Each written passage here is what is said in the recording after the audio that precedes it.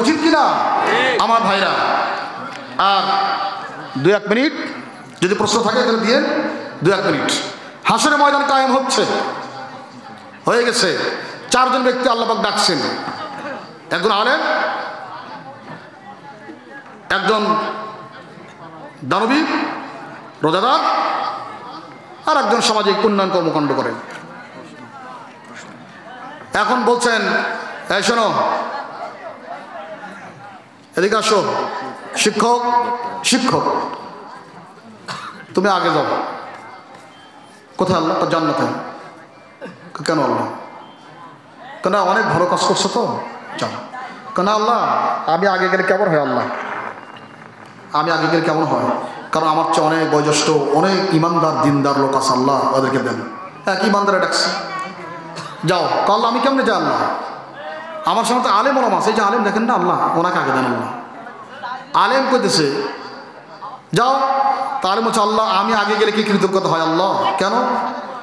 আল্লাহ আমি তো আলেম হওয়ার জন্য আমি স্কুল কলেজ অথবা মাদ্রাসায় গেছি। আল্লাহ এই আপনার দানবীর যারা সারাদিন কষ্ট করে একটু আয় রোজগার করছে, এখান থেকে আল্লাহ এই মসজিদ, এই মাদ্রাসা, এই আলেম ওলামা চালাবার জন্য তারা কষ্ট করে দান খয়রাত করছে। আল্লাহ যদি দানবীর ব্যক্তি তারা যদি এই মসজিদ না করত, এই মাদ্রাসা না করত, কিতাবাদি না কিনতো, কোরআন না কিনতো, ওস্তাদের বেতন না দিত, মাদ্রাসার ঘর না করতো, আল্লাহ আমি আলেম হলাম কোত্থেকে? আল্লাহ সুতরাং আমাকে যারা আলেম হবার জন্য সহায়তা করেছে, আলেম হবার জন্য যারা উদ্গ্রীব ছিলেন, হৃদয় দিয়ে, মন দিয়ে, টাকা দিয়ে, পয়সা দিয়ে যারা সহায়তা করেছে, আল্লাহ ওই দানবীর এখনো এখানে বসা। আল্লাহ আমি তোমার কাছে অনুরোধ করি, যেই ব্যক্তির দানের দ্বারা আমি মাদ্রাসায় হাফেজ হয়েছি, আলেম হয়েছি, ওই ব্যক্তিকে আল্লাহ আগেই তুমি জান্নাতে পৌঁছায় দাও।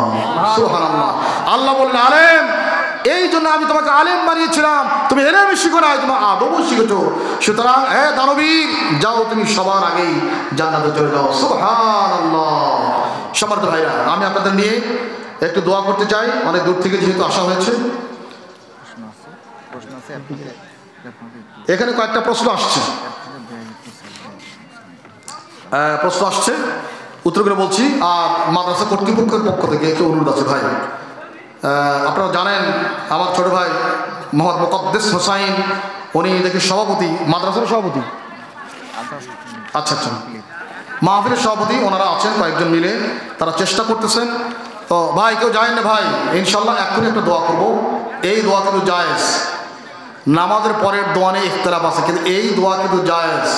অনেকক্ষণ যাবৎ কোরআন সুন্নাহর কথা হলে এখানে ফেরেশতারা আছেন, আল্লাহ পাক শুনছেন, আমরা অনেক লোক আছি।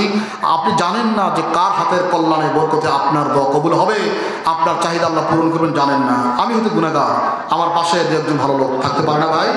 রাসূল বলেন ফি কুল্লি 40 ওয়ালিয়ান, প্রত্যেক 40-এর মধ্যে একজন আল্লাহর মাহবুব বান্দা থাকেন, তার ওসিলায় আল্লাহ পাক সবার দোয়া মঞ্জুর করে নেন। বলি আমিন। কেউ জানেন না ভাই। আর কয়েকটা প্রশ্ন আসছে,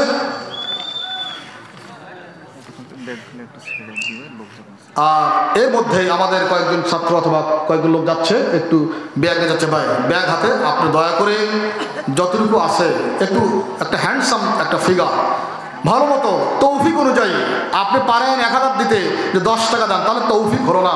দান করা সুন্নত তরিকা তৌফিক অনুযায়ী।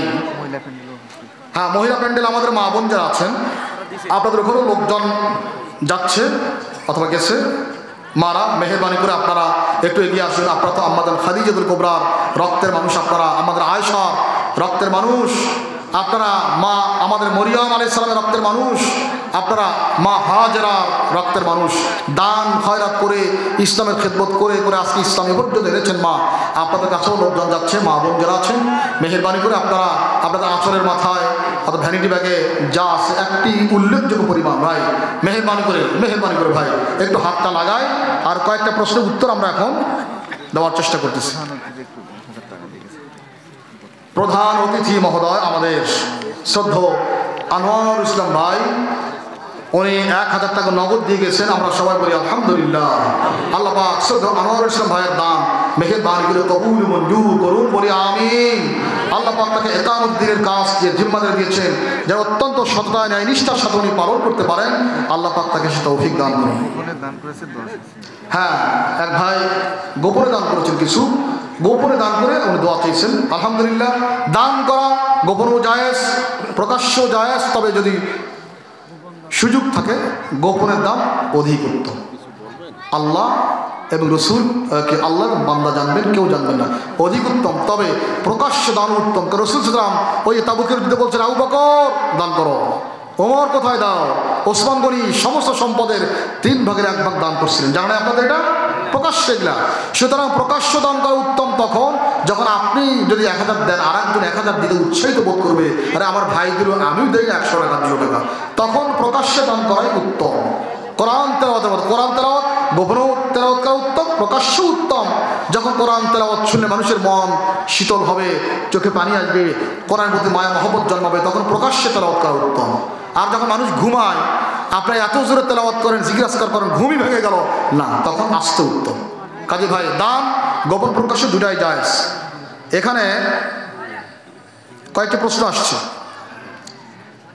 প্রথম প্রশ্ন হচ্ছে, একবার দিয়েছেন, সুমতির টাকা নেওয়া কি যাবে কিনা, নাকি সমিতির টাকা নেওয়া যাবে কি না? সুদ থাকলে যাবে না, সুদ না থাকলে যাবে, সোজা কথা। আহাল্লাহুল বাইআ ওয়া হাররামা রিবা। আমি জানি না আপনি সুদ ভিত্তিক বলছেন নাকি না। ভাই, আমাদের দেশে যারা লোন টোন দেয়, এরা ম্যাক্সিমাম যতটুকু জানি এরা সুদের ভিত্তিতেই দেয়, কি ভাই ঠিক না? আল্লাহ পাক এই সুদকে হারাম করেছেন। শুধু হারাম করেন নাই, আল্লাহ পাক বরং বলেছেন, শোনো, ইয়া আইয়ুহাল্লাযীনা আমানু তাকুল্লাহ ওয়া যারু মা বাকিয়া মিনার রিবা ইন কুনতুম মুমিনিন। হে ঈমানদারগণ, শোনো, তোমরা সুদের সকল কারবার বর্জন করো যদি আল্লাহ রাসূলকে বিশ্বাস করে থাকো, সুদী কারবারি বাদ দাও।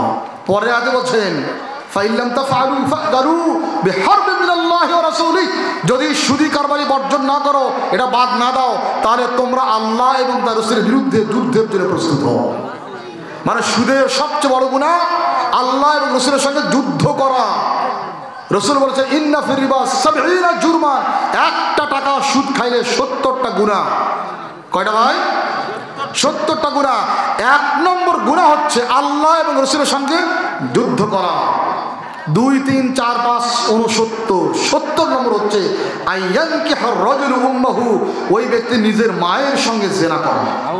এটা হলো 70 নম্বর গুনাহ। তার মানে একটা টাকা সুদ খাইলে 70 নম্বর সবচেয়ে ছোট্ট গুনাহ হচ্ছে আপন মায়ের সঙ্গে জিনা করা। নাউযুবিল্লাহ, নাউযুবিল্লাহ, নাউযুবিল্লাহ। আর কি ভাই?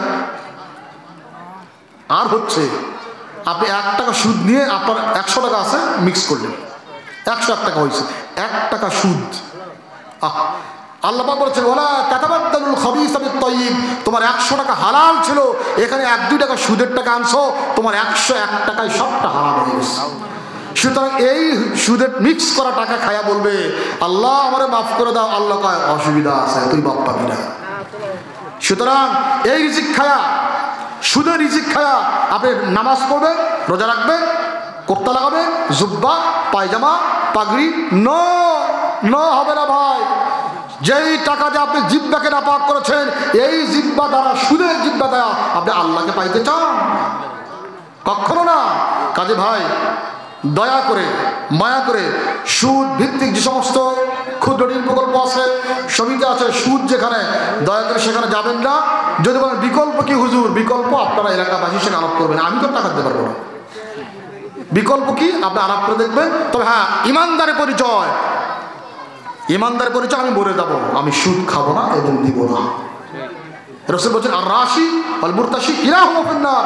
সুদ, ঘুষ, যে ঘুষ দেয়, যে নেয়, ও ভাই সবার অপরাধী। সুদ, হাবিবপুর 500 টাকা, মতিন আব্দুল মতিন, হাবিবপুর 500 টাকা নগদ ভাই।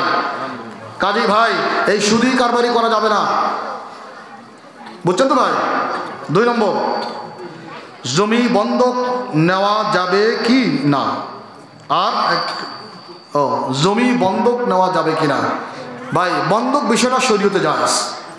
এই যে মোবাইল যদি বলি, ভাই আমার টাকার দরকার, 1000 টাকা দাও, মোবাইলটা রাখেন, আমি 15 দিন পরে টাকা দিয়ে মোবাইল নেব, এটা জায়েজ। আল্লাহ পাক ফারিহানুম মাকবুদা বলছেন কোরআনে। ওয়া ইন কুনতুম আলা সাফারিন ওয়া লাম তাজিদু কাতিবান ফারিহানুম মাকবুদা। সূরা বাকারা শেষ পৃষ্ঠার প্রথম আয়াত। আল্লাহ বলছেন যখন তোমাদের প্রয়োজন হয়, বাসায় থাকো, সফরে থাকো, যেখানে থাকো না কেন, যদি প্রয়োজন হয় তাহলে বন্ধক রাখতে পারবা। মোবাইল হোক, বই হোক, জামা হোক, বন্ধক দিয়ে টাকা নিতে পারবা, এটা জায়েজ। আর কি মাসালা? কথা হলো মোবাইল তো বন্ধক দিলাম আমাদের সবার হিসাবের কাছে, মাসালা হলো এই মোবাইল উনি ব্যবহার করতে পারবে কিনা। কারণ ব্যবহার করতে গেলে ব্যাটারি লস হতে পারে, হবে না ভাই? ব্যাটারি লস হবে, পড়ে যেতে পারে, ভাঙতে পারে, ফাটতে পারে, তখন কি হবে? এই জন্য এটা জামানত 1000 টাকা নিলাম, জামানত স্বরূপ। মাসালা হচ্ছে হানাফিদের মাসালা হচ্ছে বন্ধক জায়েজ, এখান থেকে কোনো উপকার নেওয়া জায়েজ হবে না। যদি কেউ জমি বন্ধক রাখে এটা জায়েজ, তবে হানাফিদের মতে এই জমির ধান আপনি আবাদ করে সবটা খাবেন, এটার ক্ষেত্রে উনি জায়েজ বলেন না। জমি বন্ধক জায়েজ, জামানত ভাই রাখেন, টাকা দেন, আমি 6 মাস পরে দেবো, তখন নেবেন। কিন্তু বন্ধক দিয়ে আপনি উপকার নেবেন, মোটরসাইকেল বন্ধক রাখলো 10,000 টাকা দিয়ে, এটা জায়েজ। মোটরসাইকেল আপনি চালাতে পারবেন না, বাসায় জামানত তো এটা, বাসায় থাক। কেন? যদি টাকা না দেয় মোবাইল বিক্রি করে টাকা নেবেন, বাকিটা তারা দিয়ে দিবেন। ব্যাংকের মতো, ব্যাংক একটা বাড়িতে লোন দিছে, ধরেন 20 লাখ বন্ধক, বাড়িওয়ালা টাকা দেয় না, বাস ব্যাংক এইটা 30 লাখ দিয়ে বিক্রি করে ওই 20 লাখ তারে দিয়ে ব্যাংক নিয়ে 10 লাখ টাকা ফেরত দিয়ে দিবে। এই হচ্ছে বন্ধকের মাসালা। ভাই কি বুঝছেন বিষয়টা? আচ্ছা, আর একটা মাসালা, এটা কি ভাই?